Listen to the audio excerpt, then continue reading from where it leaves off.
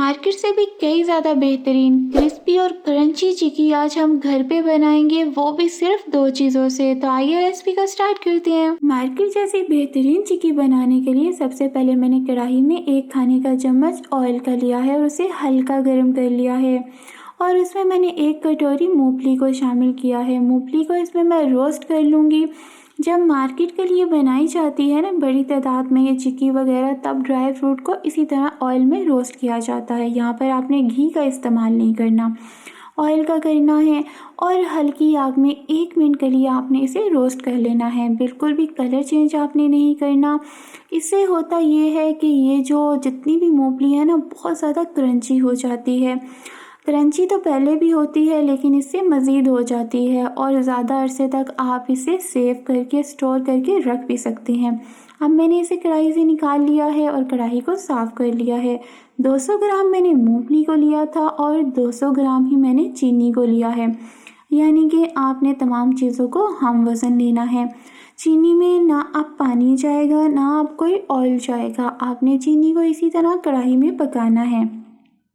आग को आपने मीडियम रखना है, मीडियम से भी लो रखना है, क्योंकि चीनी आपकी आराम आराम से खुद ही अपना रंग रूप चेंज करती जाएगी। ये आप देख सकते हैं, आप क्रिस्टल की शक्ल में हो चुकी है।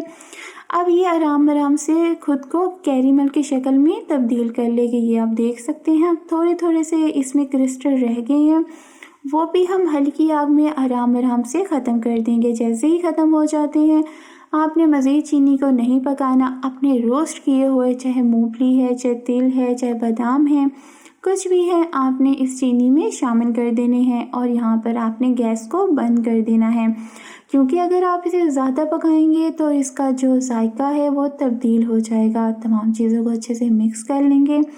2 चीज़ों से हमने बेहतरीन सी चिक्की बना ली है। अब सरफेस को हम तैयार करेंगे। सरफेस में मैंने ऑयलिंग कर ली है। यहाँ पर आपने ध्यान देना है, सर्दियों में घी का इस्तेमाल नहीं किया जाता सरफेस में, क्योंकि अगर आप सरफेस में घी को लगाएंगे तो वो जम सकता है। हमेशा ऑयल का इस्तेमाल करें। ऑयल से मैंने ग्रीस करने के बाद अपनी मूंगफली को इसमें रखा है और डाला है। तो यहाँ पर मैं तिलों का इस्तेमाल कर रही हूँ। तिल भी मैंने हल्के हल्के से ड्राई रोस्ट कर लिए थे। तो तिल अगर आप इस तरह से ऊपर से डालेंगे ना तो इसका लुक बहुत अच्छा आता है, एक बेहतरीन सा लुक आता है। और जिसे भी आप फिर चिक्की बनाकर देते हैं ना, खिलाते हैं घर में, तो वो आपकी लाजमी तारीफ़ करता है कि इसकी लुक बहुत अच्छी आई है। तो इस तरह से अब आपने अपनी चिक्की को सेट कर लेना है, बहुत आराम से हो जाती है। ज़्यादा पतला करना चाहे तो ऊपर आप चकले का इस्तेमाल कर सकते हैं। अब मैं छुरी की मदद से इसे कर्स लगा लूँगी। अगर आप गरम गरम को ही लगा लेते हैं तो बहुत आराम से आपके कर्स लग जाते हैं, लेकिन आपकी छुरी ज़रा बड़ी होनी चाहिए, जिस तरह की मेरी है।